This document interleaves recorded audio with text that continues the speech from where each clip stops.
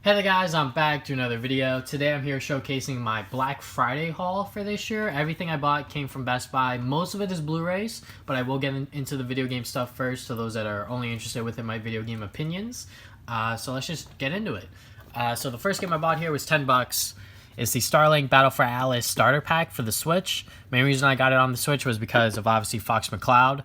And yeah, I was actually going to buy this game a year ago when it initially came out, before it actually even came out, because we went into a Target and they had it out early. And I was like, let's see if I could try to buy it. Went on the self-checkout line. Obviously, something went off. They were like, this is before the street date. They tried to take me to courtesy desk or guest services. And I was like, nope, never mind. I'm good, because I'm not going to try to argue with them or stay around, because I'm pretty sure they're going to tell me that it's not available for sale yet, this and that. And I was like, all right, whatever. The main reason I was going to buy it that day was because it was before the street date. So that's the only reason why I was really interested in it. But now that it's been out for over a year, the fact that these were just sitting there for 10 bucks, obviously it flopped. The whole Toys to Life thing has been out of it for a couple years now, honestly. Disney Infinity is out, Skylanders out. The only real Toys to Life sort of thing, which isn't really Toys to Life, is Amiibo, and that's just because it's Nintendo and it has that collector's sort of value. But yeah, Ubisoft's sort of late to the party and everything with the whole Toys to Life sort of thing. But if this probably came out during the the height of Skylanders and Disney Infinity, probably would have done decently well. Not going to say really well, probably decently well. And the next three games here are PS4 games. First game is Medieval. I actually wanted to buy this at launch, but I never got a chance to, and it was on sale for 20 bucks, which is pretty good. The game's already for retail is 30. So I was like 20, that's probably the cheapest that it's going to be at the moment. I was like, all right, screw it. I'm going to buy it because I'm really interested to go and see, first off, how the remake is, and second off, how the game actually is, because I've never played Medieval, but I've always seen, people talk about it, and when it comes to PlayStation 1 classics and stuff like that, and I was like, let me take a look at it. So hopefully I'll be able to finish it and maybe even make a video on it, but we'll see. Maybe I'll do Starlink Battle for Atlas, who knows. But I definitely want to go and make one more video out of or if not, 2 to 3 of these games before the year closes out. So next game here I have is Devil May Cry 5. The main reason I bought this was because I found out that it was $15, and I believe this game came out, if not this year, earlier last year. But this is a pretty good game from what I've been told, or from what I've heard. English, it's hard. Yeah, the gameplay is pretty solid from what I heard, and I'm a huge fan of the DMC remake game, actually. But, if the gameplay is anywhere similar to that or even better, that's good on me. But, yeah, I'm not really, into Devil May Cry, but I like beat-em-ups or, hack and slash games, and supposedly the gameplay's pretty good. I'm in. So, and for 15 bucks, why not? Last game I have here is Crash Team Racing Nitro Fueled. I was really hyped for this game when it was initially announced, and when it came out, I actually never got a chance to go out and pick it up. But from what I heard, the gameplay is pretty fun.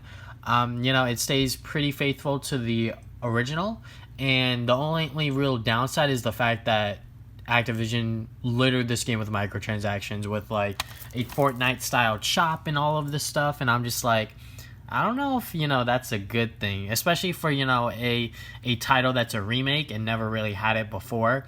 Obviously, putting DLC out is fine, but when you have, a shop like Fortnite where it's, limited time and you're pressuring people to buy micro transactions and all that, it's just not good, I really just don't like microtransactions in general, but Activision will do what they want to do. But supposedly the game's still pretty good. This was $25, a little high for my opinion when it comes to a Black Friday sale, but it originally retailed for $40. I say myself, what, $15 or something like that? Why not? Now we're going to get into the Blu-rays. I've seen a lot of these movies, but not all of them, so I'm going to skip the ones that I haven't seen. So, for example, Creed 2 I've seen. Creed 2 was honestly really fun to watch. I really liked it. I think I saw it twice, because the first time I saw it was on actually Black Friday of last year. And the theater was just not good. There was this one guy that just kept coughing, and then the second time I watched it was a much more enjoyable experience. I'm not sure if I like this one better than the first one. The first one is definitely more solid, but the second one is definitely a really good follow-up to the first one. And the way that the movie plays out, it's a little predictable, but it is still a really fun time to watch and see how the movie plays out. I'm not a huge Rocky fan either. I've only watched Creed 1 before seeing Creed 2, so like all I know is Creed, and Michael B. Jordan does a fantastic job once again, along with Sylvester Stallone. So really, really solid sequel, if you ask me. A Star is Born, one of the more surprising films I've seen, just because I always saw the trailer for this movie and I was like, come on, can this movie finally come out? And when it finally came out, it was actually like pretty good, and I was like, wow. And it is really good, honestly. I did not expect myself to like it as much as I did. But yeah, you know, Bradley Cooper, Lady Gaga, they have so much chemistry within this movie, and it is fantastic. You know, the songs, obviously Shallow, the most famous one out of this movie, really, really good. But yeah, Lady Gaga, really, really surprised to see how well she did in that movie in terms of her acting, because I don't think she's acted all that much. So Us, another Jordan Peele film, and it is really good. I might like it a little better than Get Out, just because Us has a much more interesting concept in terms of what it was going for. And yeah, Jordan Peele is just great. He knows what he's doing, and the film, the way it plays out, was just really, really good, and I really liked it. So can't really say much else because I would be spoiling certain things.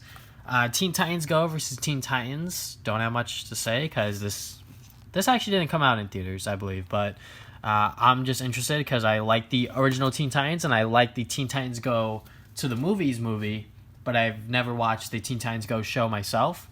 But anyhow, Long Shot. This is a really good rom-com with Seth Rogen. Believe it or not, this is a really, really good movie, and I really enjoyed it.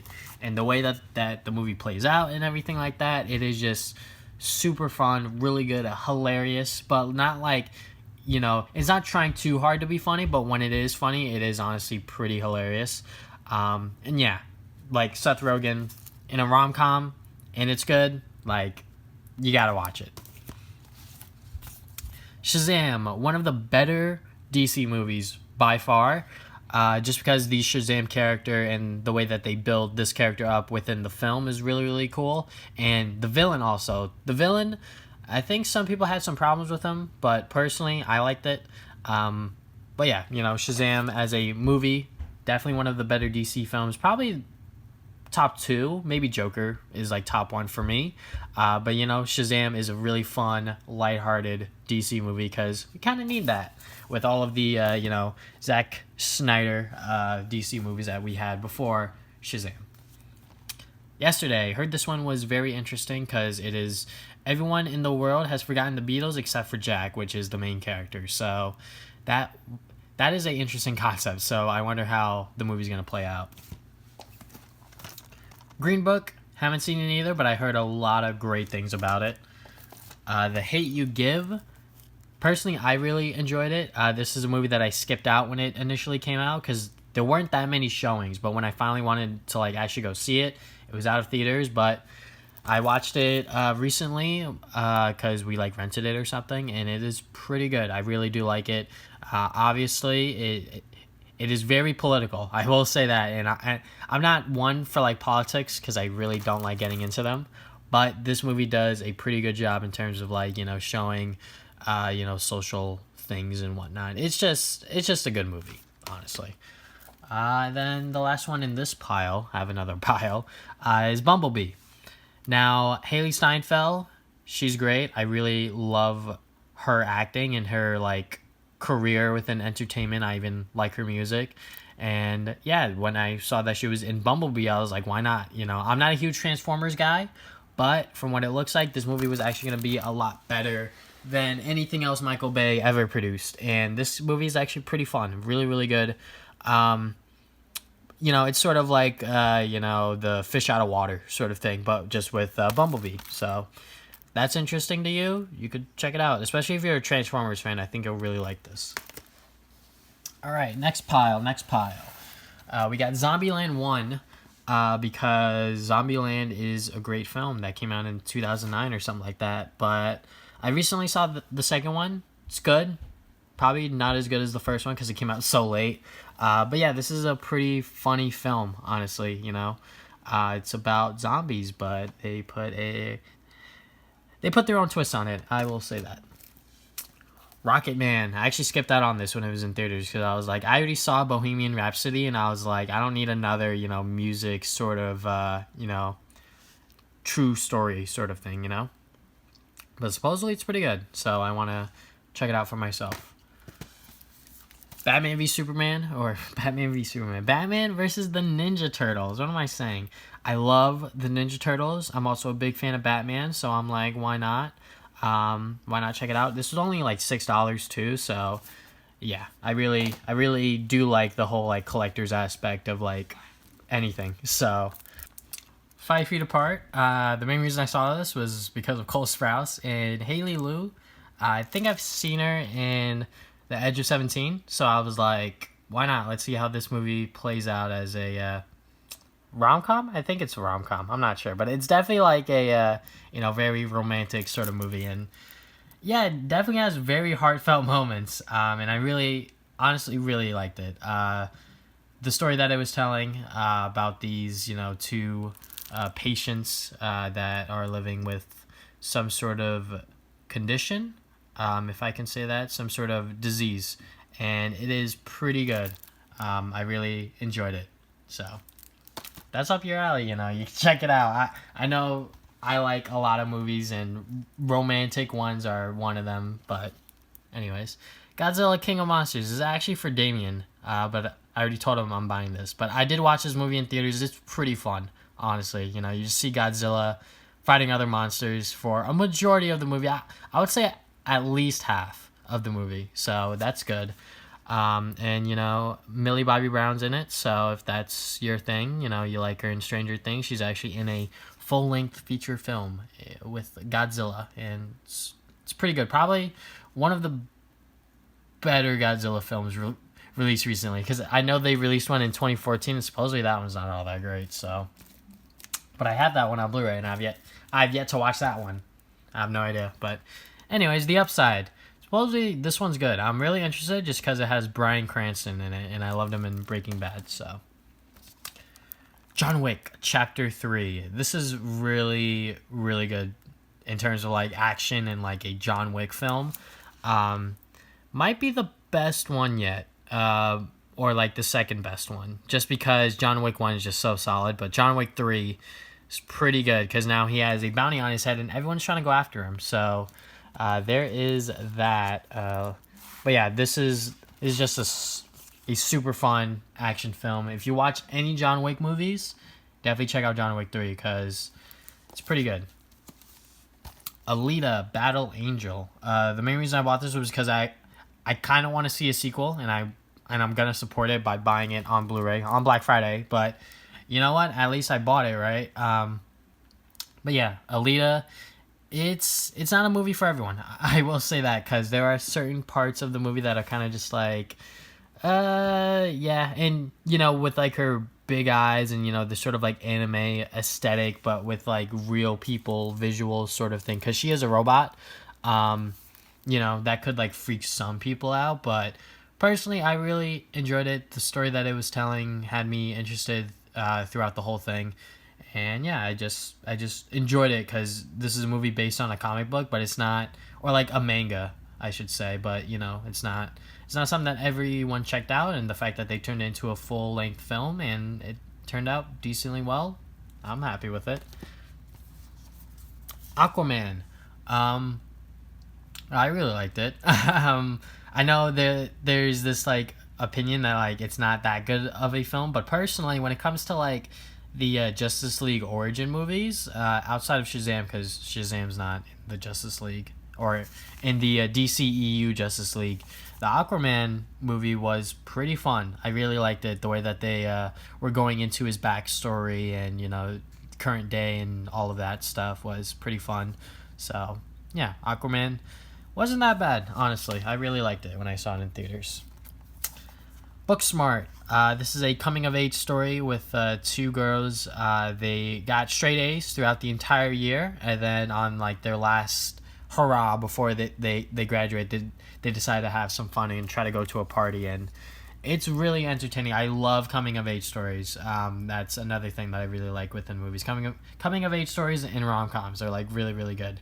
But yeah, this is definitely one of the better coming-of-age stories of recent years, and they did a really, really good job with these two actresses, and I really liked it. So, Pokemon Detective Pikachu. Maybe I should have started with this one first. Yeah, this is one of, or probably the only good video game movie, just because they actually knew what they were doing, and they decided to stick with a aesthetic or like a sort of thing where, yeah, Pokemon in the real world interact with humans, and like how they wanted all of the Pokemon to look and stuff like that. And yeah, this is a pretty good movie. I really like the way that they implemented Pikachu into it, you know, Detective Pikachu. And that is voiced by Ryan Reynolds, but that all makes sense once you get to the end. I'm not sure if that's a spoiler or not, but it all makes sense by the end of it as to why is this and why is that. But yeah, Detective Pikachu is probably the only good video game movie, and it's honestly a pretty good movie on its own, in my opinion. Venom. This is not a good movie at all, but I bought it because I am a collector and I like, Spider-Man, and might as well have the super villain or the anti-hero of Venom on Blu-ray because I don't have it yet. When I initially saw this in theaters, I was just like shaking my head for most of it because like it was really bad. And if I rewatch it, it probably will be just as bad. But if I go into it with a much more lighthearted look and just be like, just enjoy it for what it is, it's all right, I guess. But yeah, Tom Hardy doesn't do anything wrong. It's just on how they take the Venom character in this movie is what I have a problem with. Also, the fact that it's PG-13. I wish it was rated R. If it was rated R, this movie would be so much better just because I would be able to enjoy it a lot more. And, Tom Hardy or should I say Eddie Brock could say a lot more and not have to, hold himself back and this and that. But, yeah, I mean, like, it's all right. It's not, I mean, yeah, I'm just going to end it there. Last movie I have here is WreckIt Ralph 2, Ralph Breaks the Internet. This is actually a really good movie because it came out at a perfect time in my life, honestly. Not to get too detailed, but yeah, this is just a really fun movie. A pretty good sequel to WreckIt Ralph. And you get to see, all of the different, things about the internet, like eBay, Facebook, this and that. Even interaction with the Disney princesses was pretty fun.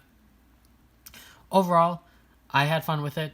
It's not as good as WreckIt Ralph 1, by far not as good as WreckIt Ralph 1, but it is still a fun Pixar movie, or should I say Disney movie, because I don't think this is Pixar. Yeah, this is not Pixar. Anyways, this is a fun Disney movie, I will say that. So, that is everything I picked up for this year's Black Friday. As you can see, 2 stacks of Blu-rays, and then 3 PS4 games, and then Starlink. So thank you guys for watching this video. If you guys haven't already, you can subscribe. I put new videos up every Saturday, or on Saturdays, I should say.